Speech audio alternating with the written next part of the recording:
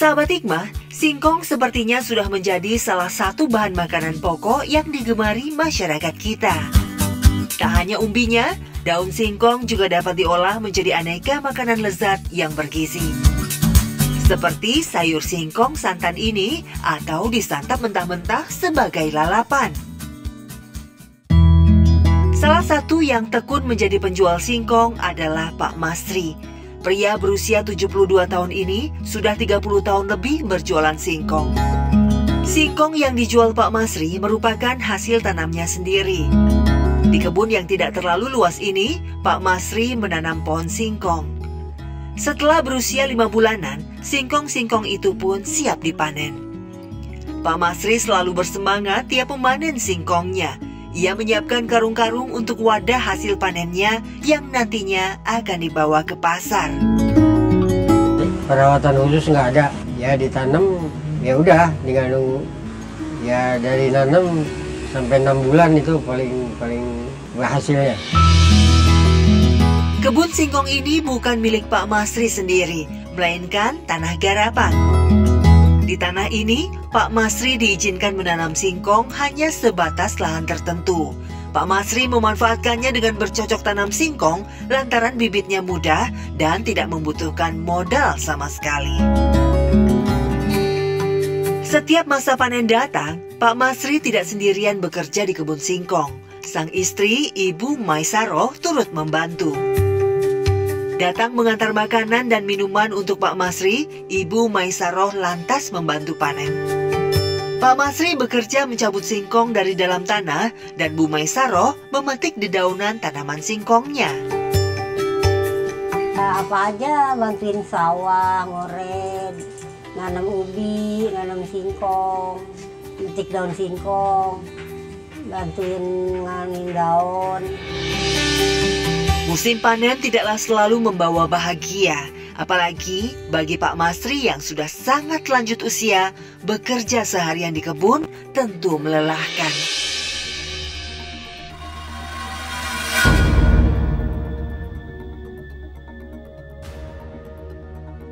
Tidak hanya itu kendala yang kadang dihadapi Pak Masri saat panen. Pak Masri terkadang harus menelan kecewa ketika tahu singkong-singkongnya hilang dicuri orang. Subhanallah, padahal ia sudah tunggu-tunggu masa panen itu.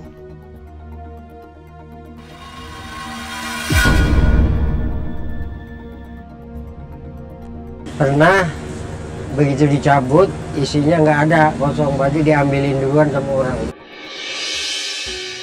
Meski hasil panennya tidak terlalu menggembirakan, Pak Masri tetap mensyukurinya. Singkong-singkong yang baru dipanen itu nanti akan dijualnya ke pasar atau pengepul. Begitu pula daun yang dipetik istrinya menjadi barang dagangan di lapak Bu Maisaroh. Pak Masri menumbuhkan kembali harapannya dengan menanam kembali sisa batang pohon yang sudah diambil umbinya. Kesulitan hidup ya pernah, bukan pernah berarti ya banyak lah gitu, kesulitan itu banyak, tapi seakan-akan ya kita lewatin aja, jadi nggak merasa berpengaruh banyak. Baik saja tidak cukup, penting menjadi umat yang kreatif. Jika kreativitas digunakan oleh musuh untuk memukul dan memberikan bahaya bagi umat, maka itu buruk sekali akibatnya. Ketika kaum muslimin menang dalam perang Qadisiyah melawan Persia, ada seorang yang kemudian ditawan dan menjadi budak bagi Al-Mughirah bin Syu'bah. Namanya Fairuz Abu Lu'lu' Al-Majusi. Karena kreativitas Abu Lu'lu', sang majikan Al-Mughirah bin Syu'bah menyurati Amirul Mukminin Umar bin Khattab radhiyallahu an agar mempekerjakan Fairuz Al-Majusi di Madinah. Padahal Umar bin Khattab sangat hati-hati sejak perluasan Islam dibuat satu pos di Madinah sehingga setiap orang asing yang masuk Madinah selalu diperiksa. Tapi keterampilan Fairuz Abu Lu'lu' Al-Majusi sangat diperlukan oleh umat Islam, sehingga akhirnya dia dapat hidup di Madinah. Namun dia berkhianat dan menjadi pembunuh Umar bin Khattab radhiyallahu anhu.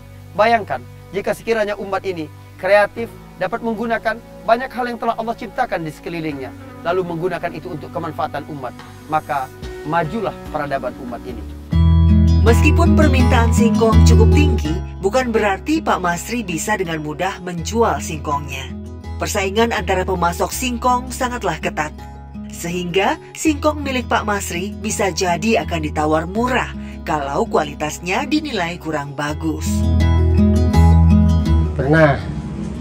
Jadi keadaannya kurang laku, yang pembelinya ngeluh, kemahalan apanya, di situ risikonya, jadi nggak dapat uang. Ya itu gara-garanya gitu, jadi ya kita nggak tahu juga kualitasnya. Singkong kan nggak tua-tua, nggak bagus juga. Akibatnya, pendapatan yang diperoleh Pak Masri tidak seperti yang diharapkan. Untuk makan mereka sekeluarga pun belum tentu cukup. Beruntung, masih ada sisa panen yang dijual istrinya di lapak. Apa adanya ya itu kita ya hemat-hemat aja, apa adanya, jadi ya nggak tapi ya nyari gitu aja. Jadi merasa cukup lah, apa adanya tuh merasa cukup. Menerima dengan ikhlas sebagaimana firman Allah Subhanahu wa Ta'ala, Quran Surat Al-Insan ayat 8-12. Dan mereka memberikan makanan yang disukainya kepada orang miskin, anak yatim, dan orang yang ditawan. Seraya berkata, sesungguhnya kami memberi makanan kepadamu hanyalah karena mengharapkan ridho Allah. Kami tidak mengharapkan balasan dan terima kasih dari kamu.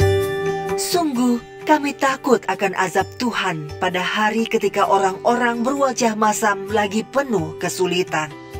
Maka Allah melindungi mereka dari kesusahan pada hari itu dan memberikan keceriaan dan kegembiraan kepada mereka.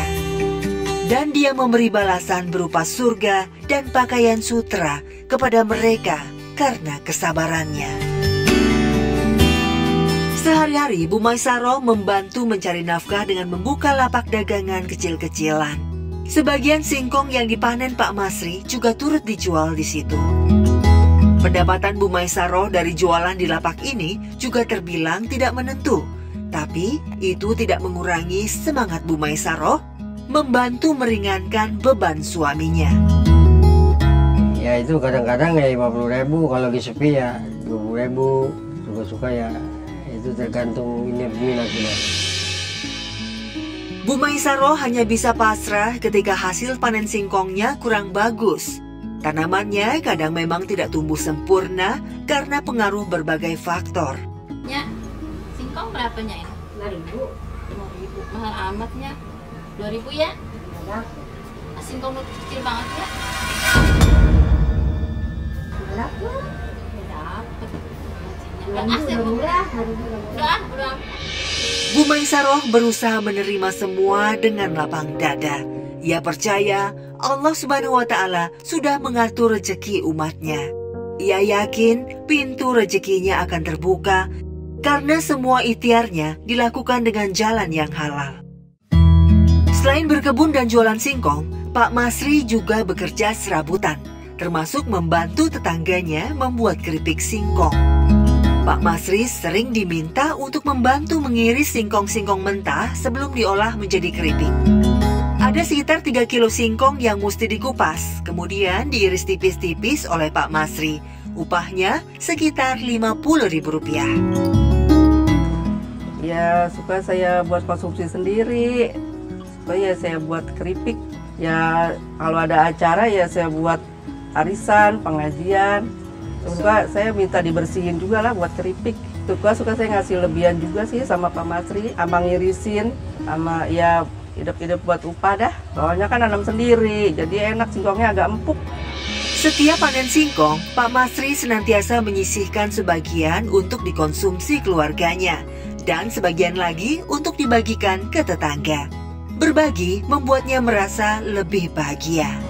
Ya harapannya ya supaya sehat juga ya, harapannya supaya bisa tenaganya bisa ada ya, stabil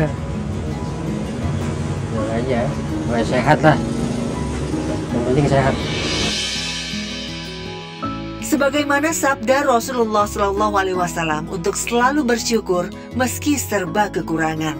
Dari An-Nu'man bin Bashir, Nabi SAW bersabda, barang siapa yang tidak mensyukuri yang sedikit, maka ia tidak akan mampu mensyukuri sesuatu yang banyak. Hadis riwayat Ahmad. Salah satu yang paling membanggakan kita sebagai warga Indonesia adalah betapa banyaknya kerajinan tangan Indonesia ini dikenal di dunia. Saya berjalan di banyak negara di dunia ini dan melihat bagaimana keterampilan dari bangsa ini kemudian mendominasi di banyak etalase kerajinan. Masya Allah, ini adalah anugerah yang besar dari Allah Subhanahu Wa Taala. Sebab keberkahan ada di situ. Ketika Nabi Shallallahu Alaihi Wasallam ditanya, Ayyul kasbi atyab, apakah usaha yang paling baik itu ya Rasulullah? Rasulullah menjawab, Amalur rajuli biyadihi wa kullu bay'in mabrur.